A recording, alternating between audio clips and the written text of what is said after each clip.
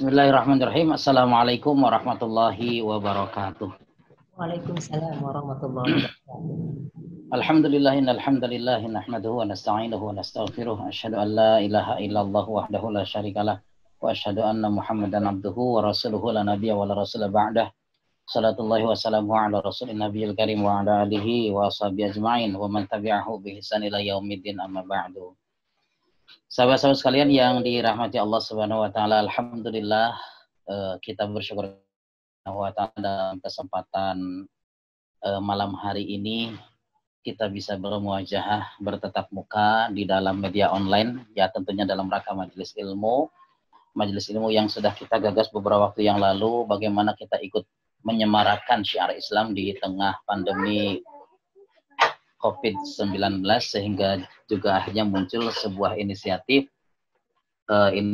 agar kita juga menyelenggarakan kegiatan yang sangat memiliki kaitan erat dengan pandemi COVID-19 ini, sehingga kita angkat sebuah kajian online dengan judul The COVID-19 Tarki. Ya, sekilas barangkali ini juga minta dijelaskan akan dijelaskan berkaitan dengan The COVID-19 Tarki ini. Quranuna on Virtual Daurah, supaya jelas ini ya kaitannya dengan bahasa Inggris.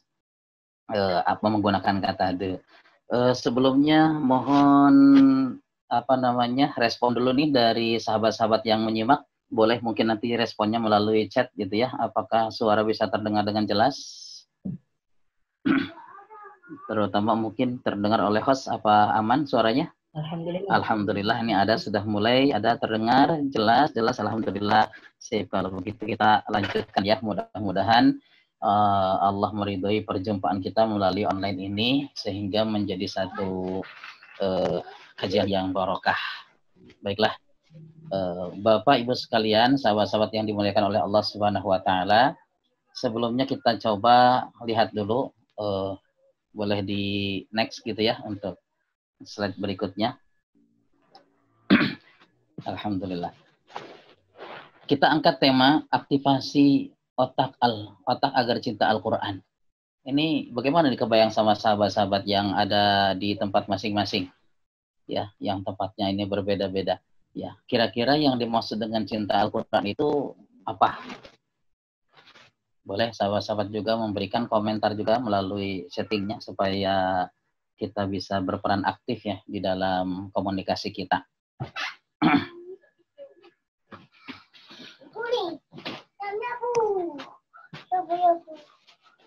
Oh, ada beberapa jawaban di sini yang sudah disampaikan. Ada yang menyebut rajin tilawah, ada yang juga menyebut mentadaburinya. Ada juga yang menyebut berinteraksi dengan Al-Quran. Nah, kalau kata interaksi ini sangat luas sekali ini. Ya, bisa meliputi semua sisi sepanjang disyariatkan. Bagus. Ya. Ada yang juga menunjukkan senang baca Al-Quran.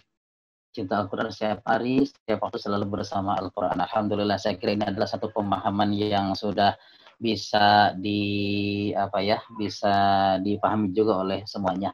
Apa yang dimaksud dengan cinta Al-Quran. Lalu, apa kaitannya dengan aktivasi otak agar cinta Al-Quran? Saya kira dengan kehadiran sahabat-sahabat di tempat ini, maksudnya kita sebut saja tempat ini ya, dalam majelis The COVID-19 ini adalah boleh dibilang boleh jadi merupakan refleksi cinta Al-Quran. Sebab ia selalu ingin menemukan ya bagaimana caranya agar kecintaan terhadap Al-Quran betul-betul bisa aktif di dalam diri kita secara tepat. Nah, jadi kehadiran sahabat-sahabat di dalam majelis ilmu ini juga bagian daripada refleksi cinta Al-Quran ya. Karena ingin tahu bagaimana cara mencintai Al-Quran dengan tepat, dengan benar. Dan seiring dengan arahan dari kajian kita, sebenarnya The COVID-19 ini, kata 19 sendiri merupakan representasi angka awal dan akhir ya, 1 dan 9. Sehingga yang dimasukkan dalam kajian ini, kita mencoba memahami satu tema tertentu, tetapi temanya utuh. Pemahamannya utuh dari awalnya hingga akhirnya. Tadi startnya awalnya 1, akhirnya 9 gitu. Jadi tema ini kita pahami secara utuh, didasarkan pada pemahaman Al-Quran yang baik lah, sesuai dengan yang tentu diperintahkan. Sehingga kita bisa menunjukkan atau melaksanakan amal secara tepat gitu ya. Baik. Nah, ikhwati fillah rahimakumullah, kita lihat slide berikutnya. Jawaban-jawaban yang sudah sangat tepat gitu. Slide berikutnya kita lihat bahwa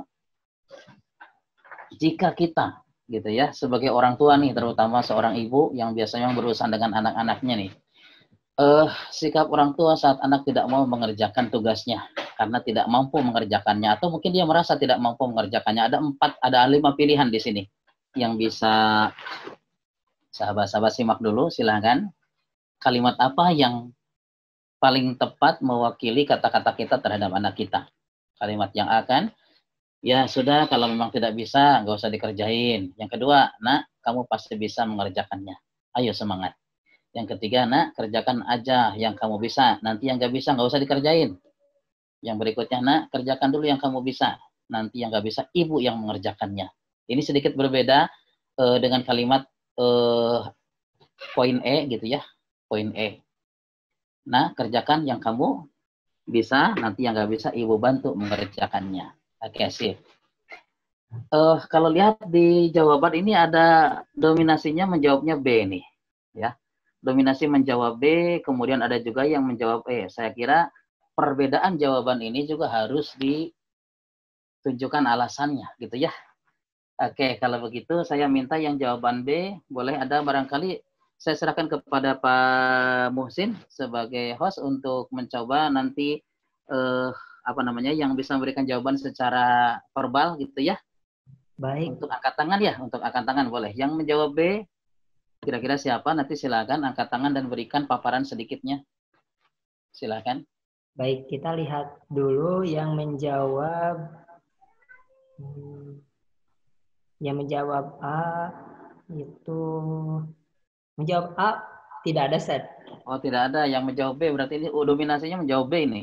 Ya, Indonesia yang B. Kita minta alasan yang menjawab B. Dari Bu Tuti Zardania.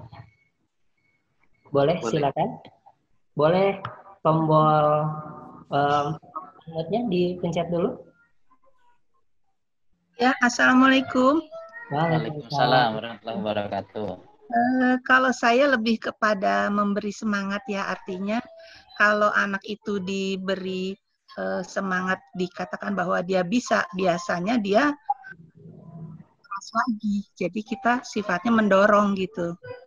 Mendorong. Nah, dengan memberi semangat itu Bu, ada sesuatu yang Ibu ketahui tentang anak itu gitu, sehingga Ibu seperti memberikan kepastian, kamu pasti bisa, ayo semangat. Iya, iya, biasanya kita mengenal anak kita, gitu. kalau kita kasih semangat itu, dia akan lebih percaya diri. Percaya diri. Berarti Ibu sudah paham di situ potensinya ada ya, potensinya ada. Ya.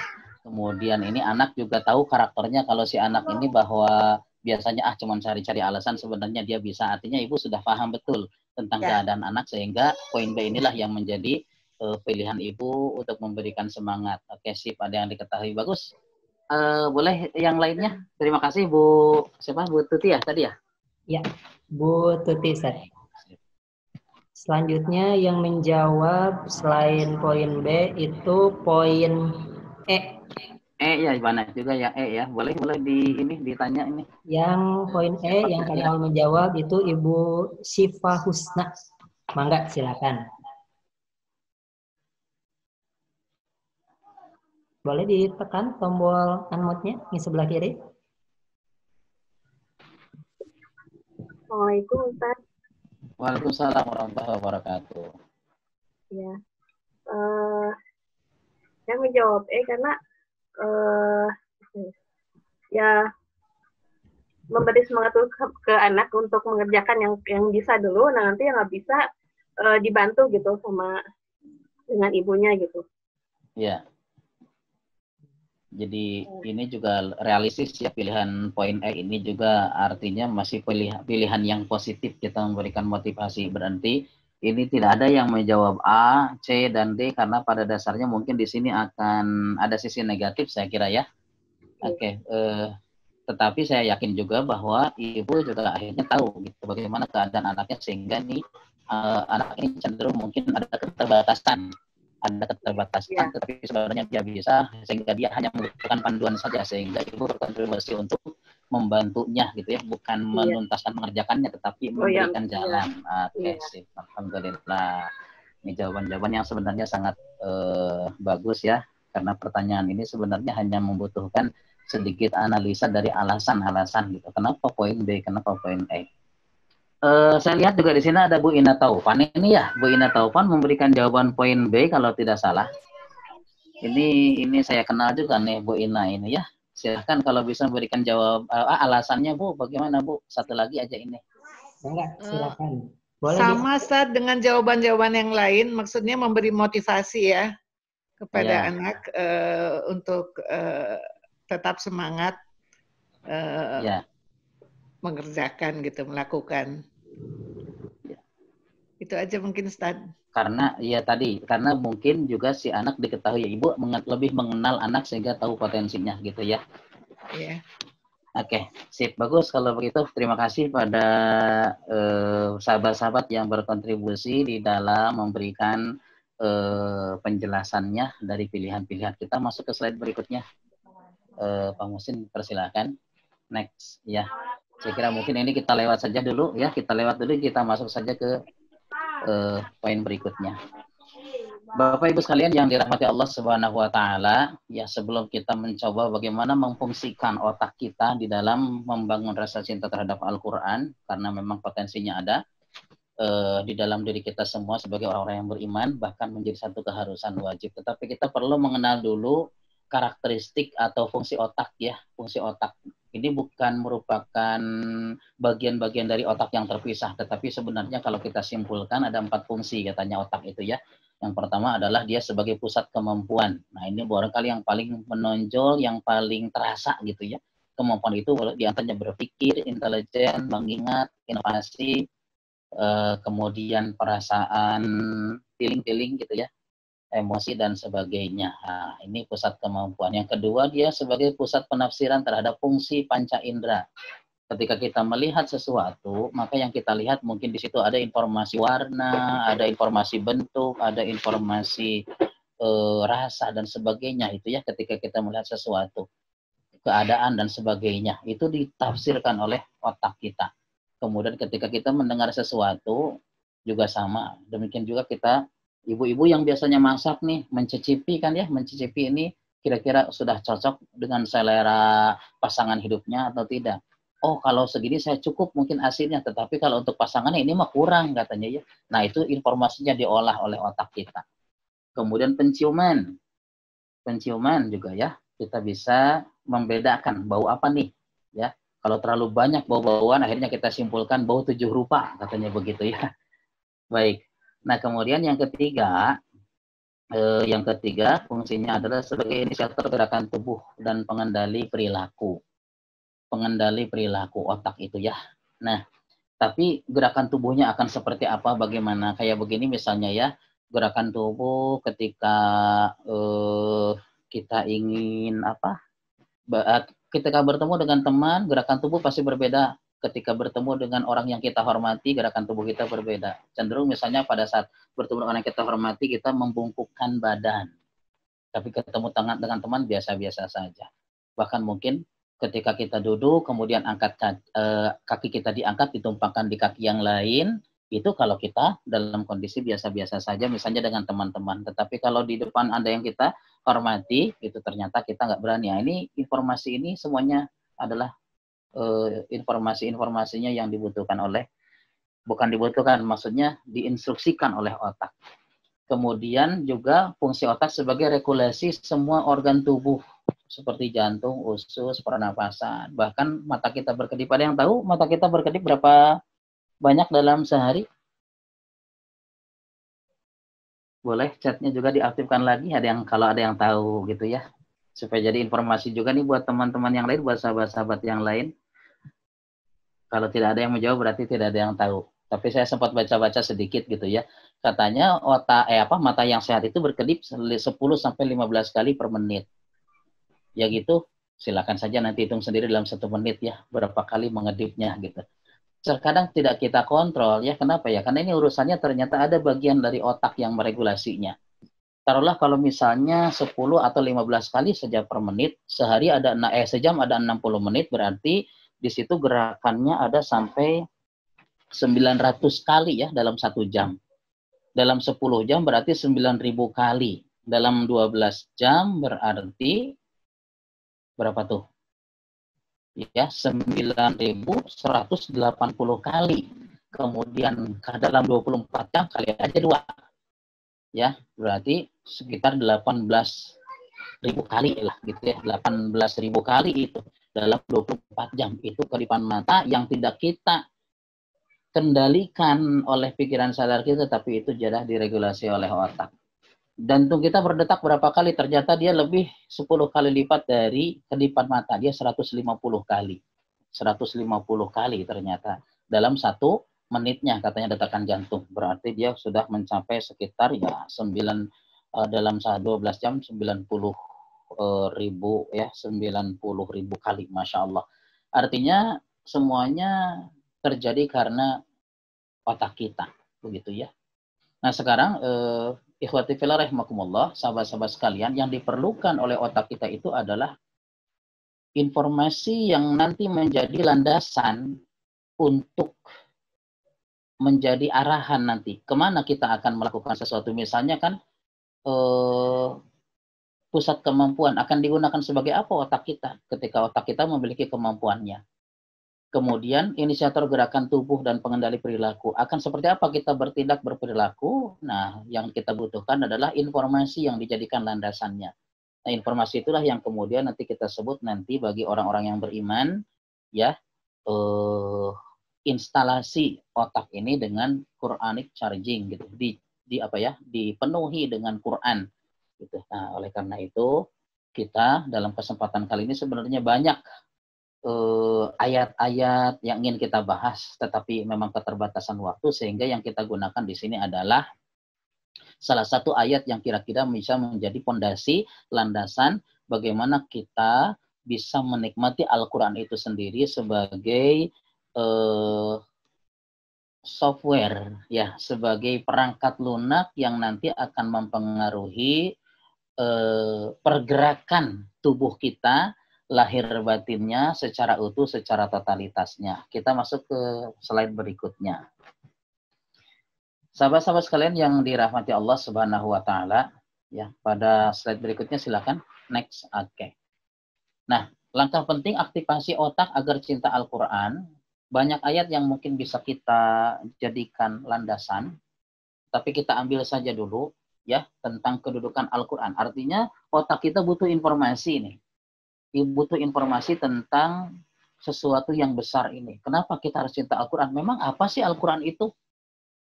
Sehingga menjadi sesuatu yang harus ditempatkan secara penting di dalam kehidupan kita, di dalam kehidupan keimanan kita. Ya, Al-Quran sendiri memberikan informasinya. Allah yang Maha tahu tentang kita. Kemudian Allah memberikan arahan. Sama halnya tadi orang tua yang tahu tentang anaknya. Ya, maka dia tahu nasihat apa yang paling tepat ketika si anak tadi tidak mau untuk memberikan atau mengerjakan tugasnya. Oh, ini emang anak ini karakternya begini begitu dan sebagainya, sehingga dinasihatkanlah seperti ini. Nah, sekarang Allah yang tahu tentang keadaan kita karena Allah lah yang menciptakan kita. Lalu Allah pun memberikan nasihatnya, dan nasihat itu adalah Al-Qur'an. Kita lihat, ya ayuhan nas, seruan kepada manusia. Manusia itu berarti totalitas semua makhluk yang berakal di muka bumi ini yang kita sebut dengan manusia.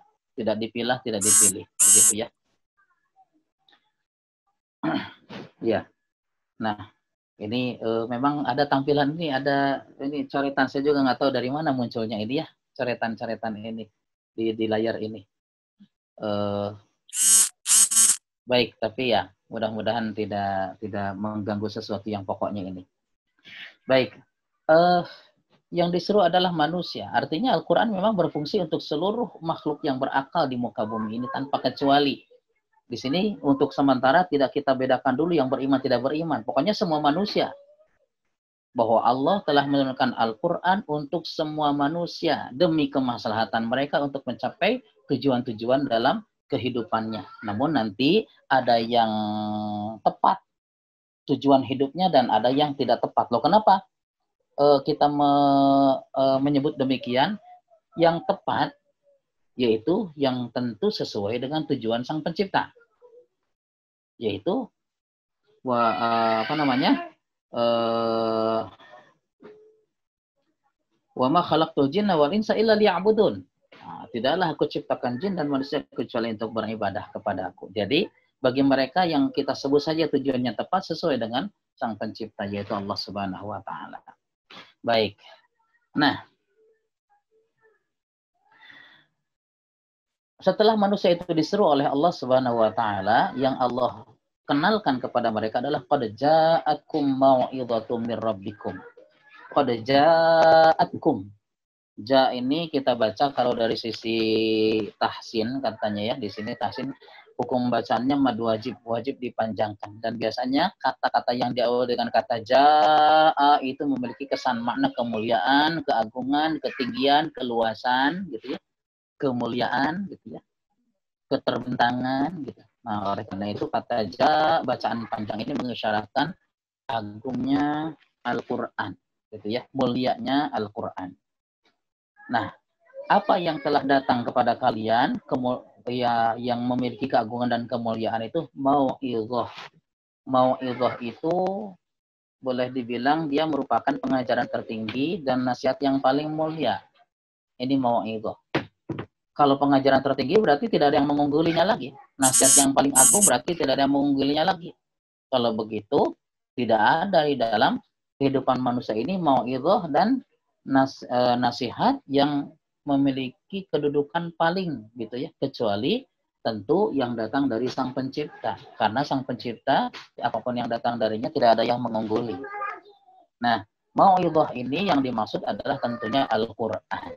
Jadi telah datang kepada kalian pengajaran tertinggi, nasihat yang paling mulia dari siapa? Mir rabbikum. Ya, Rabb harus dipahami bukan sekedar Tuhan dalam makna instannya, tetapi Rabb itu adalah zat yang maha berbuat. Jadi semua yang berkaitan dengan perbuatan Allah terkandung pada makna Rabb. Nah, perbuatan Allah yang paling pertama kepada makhluknya adalah menciptakan. Maka Rabb boleh dibilang nanti artinya dialah adalah Sang Pencipta. Nah, apakah urusannya yang menciptakan? Tidak. Dia juga nanti yang menguturnya, yang mengurusnya, yang memeliharanya, artinya yang memberikan rezekinya, yang menetapkan takdirnya. Nah, itu semua terkandung pada makna Rabb. Nah, hal ini nanti memiliki makna bahwa siapapun ya yang menjadikan Al-Qur'an sebagai landasan di dalam pola perilakunya, di dalam kehidupannya menjadi petunjuk ya, maka yakinlah bahwa insya Allah hidupnya akan teratur, hidupnya akan terurus, hidupnya akan terpelihara, hidupnya akan terjaga. Sebab mau'idhah ini datangnya dari zat yang maha itu semua. Nah, kemudian apa yang ingin dijamin oleh Rabb ini dari sisi keteraturan dan keterurusannya? Ya, dilihatlah fungsi Al-Qur'an bahwa mau'idhahnya dari aspek syifa'ul lima fis sudur. Ya, syifa'ul lima fis sudur. Bahwa Al-Qur'an itu merupakan syifa, obat, penawar, penyembuh dari berbagai macam penyakit. Ya, penyakitnya lahir ataupun batin. Kalau dulu para ulama melihatnya dari sisi batin, para ulama klasik itu, bahwa Al-Quran itu menjadi obat. Tetapi ulama kontemporer ternyata banyak juga memberikan testimoni dan penelitian-penelitian bahwa ternyata Al-Quran juga menjadi penyembuh katanya ya, penyakit-penyakit lahir begitu. Nah, ini tentu harus dulu saya pernah mengadakan satu training Quran motivation dengan mengangkat satu tema dengan judul Al-Quran the Healing Book. Ya, Al-Quran itu sebagai kitab yang menyembuhkan, katanya seperti itu. Gitu ya. Nah, ini nanti kita lain kesempatan mungkin kita bisa membicarakan masalah ini. Nah, juga fungsi Al-Quran itu sebagai huda. Huda itu merupakan petunjuk yang sempurna secara utuh, secara keseluruhannya, sehingga Al-Quran itu sendiri nama lainnya adalah huda. Dzalikal kitabul la raiba fi huda, gitu ya. Sebagai petunjuk. Artinya kalau kita bahasa kita ada dari A sampai Z-nya gitu ya. Dari awal sampai akhirnya Al-Quran itu secara keseluruhan merupakan petunjuk. Nah, inilah yang diinformasikan oleh Allah Subhanahu wa taala pada keseluruhan umat manusia. Jika hidupnya ingin teratur, terarah, terjamin, tujuan tercapai sebagaimana yang diharapkan, maka tidak ada cara kecuali menjadikan Al-Quran sebagai mana fungsinya tadi yang disebutkan oleh Allah Subhanahu wa taala. Tapi menariknya kata Huda ya mengisyaratkan bahwa petunjuk itu juga akan berguna bagi orang-orang yang tidak beriman. Bahwa target-target kehidupan mereka akan tercapai. Tetapi kalau kita lihat ada penutupnya warahmatul lil mu'minin, rahmatun tanwin bertemu dengan lam mengisyaratkan idgham. Idgham berarti penyatuan gitu ya. Keterhubungan, kesatuan. Bahwa rahmat itu hanya akan diperoleh bagi orang yang beriman. Dan kita tahu apa yang dimaksud dengan rahmat? Ya, rahmat itu adalah sesuatu yang dibutuhkan oleh setiap manusia kelak di akhirat untuk bisa mendapatkan janji Allah yaitu surga. Bahwa orang masuk surga karena rahmat, orang yang beriman masuk surga karena rahmat Allah Subhanahu wa taala. Nah, maksudnya bahwa Al-Qur'an akan menjadi jalan keselamatan yaitu rahmatul lil mu'minin bagi mereka yang mengimaninya.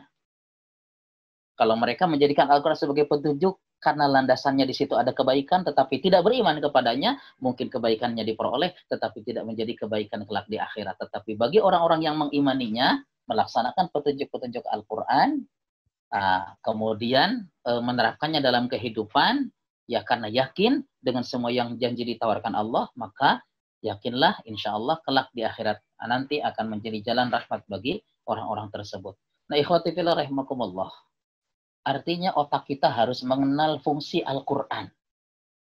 Al-Quran ini dengan segala kebaikannya yang sangat luar biasa. Dan saya yakin sahabat-sahabat memang sudah mengenal tentang Al-Quran. Hanya perlu barangkali kembali diingatkan ya. Ketika diingatkan maka semangat akan tumbuh lagi, akan muncul lagi. Nah, ketika kita sudah menempatkan posisi Al-Quran sebagaimana yang ditetapkan oleh syariat, gitu ya. Nah, maka berikutnya kita lihat dalam slide berikutnya.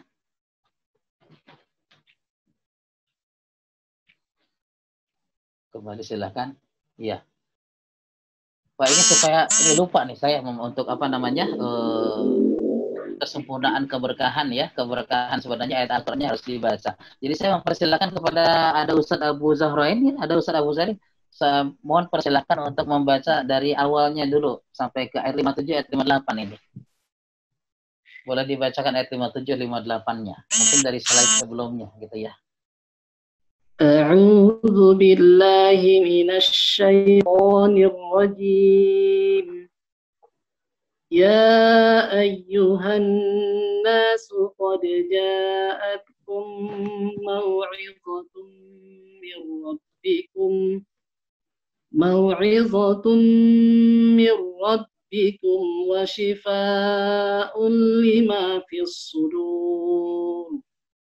وشفاء لما في الصدور وهدى ورحمة للمؤمنين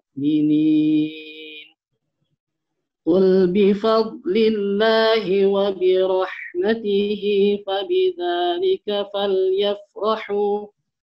فليفرحوا هو خير مما يجمعون. Ya, baik. Jazakallah khairan katsira Ustaz Abu Zahrain yang sudah membacakan ayat-ayat Al-Quran. Dan dibahas tadi saya lupa untuk awalnya harusnya dibaca terlebih dahulu, nggak apa-apa. Baik, sahabat-sahabat sekalian yang dimuliakan Allah Subhanahu wa taala. Nah, jadi ayat 57 tadi menjelaskan, surat Yunus 57 tadi menjelaskan tentang kedudukan Al-Qur'an.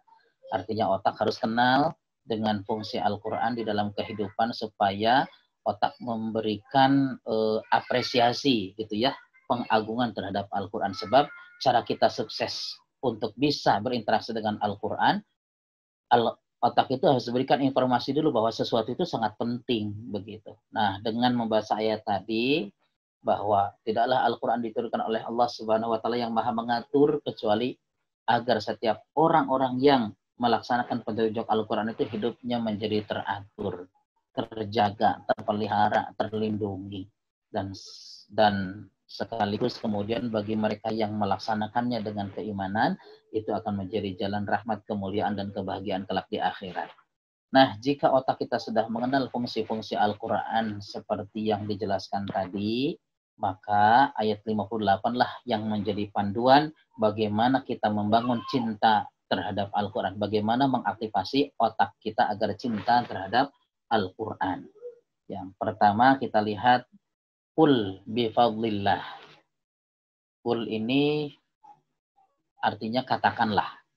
Katakanlah berarti tunjukkan secara jelas, secara gamblang, secara nyata gitu ya.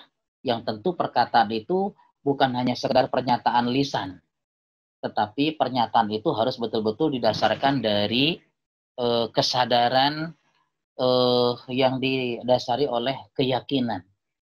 Nah, jadi dan biasanya memang kalau kata qul ini berbicara tentang keyakinan, seperti qul huwallahu ahad, akidah gitu ya, qul a'udzu birabbil falaq, qul a'udzu birabbin nas. Nah, ini juga bagian daripada keimanan kita terhadap Al-Qur'an, bahwa rupanya kita tidak akan bisa disebut orang yang beriman terhadap Al-Qur'an jika kita tidak menjadikan ini sebagai sebuah keyakinan. Pastikan keyakinan yang kita ucapkan, karena pada dasarnya begini, saya sering bertanya kepada beberapa orang gitu. Coba siapa yang ingin hafal Al-Quran? Saya, gitu ya. Saya. Gitu. Tetapi ketika diberikan langkah-langkah untuk menghafal Al-Quran dan diberikan tugas, ternyata target tidak tercapai. Nah, kemudian siapa yang ingin baik membacanya atau tetapi latihannya tidak baik membacanya, dijelaskan bagaimana cara-cara membaca yang benar, tetapi latihannya tidak dia laksanakan. Gitu. Jadi bagaimana bisa mencapai target itu? Artinya secara ucapan lisan itu menunjukkan keimanan terhadap Al-Quran. Tetapi benarkah itu merupakan ucapan yang didorong dari keyakinan? Sebab kalau didorong dari keyakinan pasti akan amal-amal yang diperintahkan itu pasti akan dilaksanakan. Nah, jika kedudukan Al-Quran sudah menjadi keyakinan bagi kita, maka Allah berfirman, Qul bifadlillahi, katakanlah dengan karunia Allah itu. Ibnu Abbas katanya menjelaskan bahwa yang dimaksud dengan karunia Allah di situ adalah turunnya Al-Quran, kitab suci yang ada di hadapan kita ini, gitu ya. Katakanlah dengan karunia Al-Quran itu, wa birahmatihi, dan rahmatnya ini yang dimaksud adalah kasih sayang Allah yang Allah limpahkan berupa diberikannya waktu, kesempatan, kesehatan, peluang gitu ya untuk senantiasa berinteraksi dengan Al-Qur'an. Ya. Jangan-jangan memang ada orang-orang yang sudah usianya uzur misalnya, dari sisi usia nih uzurnya maksudnya ya usia sampai 70, 80 tahun. Tetapi oleh Allah masih saja dikasih sehat. Loh kenapa? Sebab orang ini mampu memanfaatkan interaksinya dengan waktunya itu dengan berinteraksi dengan Al-Quran. Oh, kalau begitu sehatnya beliau atau sehatnya dia itu mencapai usia-usia yang lanjutnya itu karena karunia Al-Quran. Nah, inilah berupa kasih sayang Allah. Nah, kalau seandainya itu sudah dimiliki oleh setiap orang-orang yang beriman, kesadaran tentang karunia Allah, Al-Quran, dan juga rahmat Allah berupa momen-momen yang oleh Allah selalu aja diarahkan. Termasuk, alhamdulillah, sahabat-sahabat yang bergabung di dalam majelis ilmu ini. Sahabat-sahabat yang bergabung dalam majelis ini boleh dibilang adalah sahabat-sahabat yang mendapatkan curahan rahmat Allah karena itu tadi, ingin terus menjaga semangatnya dalam rangka berinteraksi dengan Al-Quran. Nah, jika ini sudah dimiliki, maka falyafrahu. Apa falyafrahu? Bergembiralah, bersukacitalah, senangkan hati, riangkan suasana. Karena apa? Karena jalan yang kita pilih ini adalah jalan yang paling baik, jalan yang tidak bisa diganti dan ditukar dengan materi apapun yang kita peroleh dalam kehidupan dunia ini. Kata Allah, huwa khairum mimma yajma'un.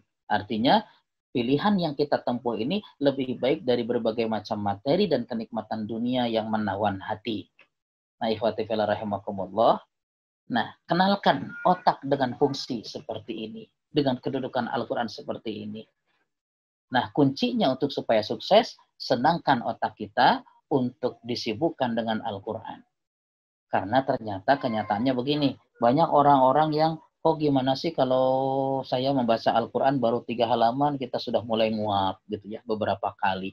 Ngantuk cepat datang gitu. Sampai ada orang bilang kata kalau susah tidur dengerin murotal katanya, nanti juga tidur akhirnya. Ya, jadi kalau dengar Al-Quran bawaannya ngantuk jadinya. Ini sesuatu yang salah. Coba ketika waktu yang sama ketika kita sedang ngantuk begitu ya, coba beralih ke sesuatu yang kita senangi. Apa misalnya nonton TV, berita atau main HP misalnya ya. Ternyata ngadak-ngadak, ternyata kita malah seger, semangat, cenghar kata orang Sunda mah. Pada waktu yang sama kita sedang ngantuk ketika dialihkan menjadi seger, cenghar. Ya, loh kenapa? Ini ternyata masalahnya adalah di otak kita. Kita salah kirim informasi kepada otak kita. Ketika kita membaca Al-Quran, mungkin informasinya negatif. Bahwa Al-Quran, bacaannya bahasa Arab, sulit dibaca, makhrajnya juga susah gitu ya. Kemudian kalimatnya tidak dikenal. Negatif terus. Akhirnya otak tidak menunjukkan tidak memberikan instruksi kepada sistem tubuh kita itu untuk siap melaksanakan interaksi dengan Al-Quran. Maka akhirnya yang dikirim itu adalah suntuk, jenuh, bosan, dan sebagainya. Nah, tetapi ketika kita mengalihkan pada sesuatu yang kita senangi, otak itu, oh ini kehiburan, oh ini kenikmatan, oh ini kesenangan gitu ya. Oh ini kayak orang main game gitu ya. Sudah kecanduan, oh ini dia tadi kesenangan, kegembiraan, maka si otaknya itu memberikan pesan kepada seluruh sistem tubuhnya untuk siap, maka ngantuk pun hilang. Nah, padahal untuk bisa sukses di dalam berinteraksi dengan Al-Quran, otak harus mampu mengirim sesuatu yang positif gitu ya tentang Al-Quran. Nah, sesuatu yang positif itu modalnya tadi di ayat 57. Kemudian bangun suasana sukacita, senang hati. Nah, gimana kalau saya sulit menghadirkan? Pura-pura aja lah dulu mulainya mah. Ya, dengan motivasi yang selalu kita berikan dalam otak kita. Insya Allah ini barokah, satu hurufnya 10 kebaikan. Saya membaca berpuluh-puluh huruf, insya Allah menjadi kebaikan. Mudah-mudahan ya Allah. Kemudian dia berdoa kepada Allah agar diberikan kekuatannya. Ngantuk keneh wae, terus berusaha. Sebab Allah berjanji di dalam Al-Quran, fa inna ma'al usri yusra. Sungguh bersama kesulitan itu akan selalu diiringi dengan kemudahan. Itu 2 kali diulang, kemudian Allah berfirman, caranya bagaimana supaya dapat kemudahan itu? Wa idza faragta fansab, apabila telah selesai satu urusannya, jangan berhenti, kerjakan urusan yang lain. Artinya terus berusaha. Wa ila rabbika farghab, dan kepada Tuhanmu lah engkau berharap, dalam arti memohon kekuatan kepada Allah. Ketika itu sudah dilaksanakan oleh diri kita, maka insya Allah itu akan jadi oleh Allah akan diberikan kemudahannya.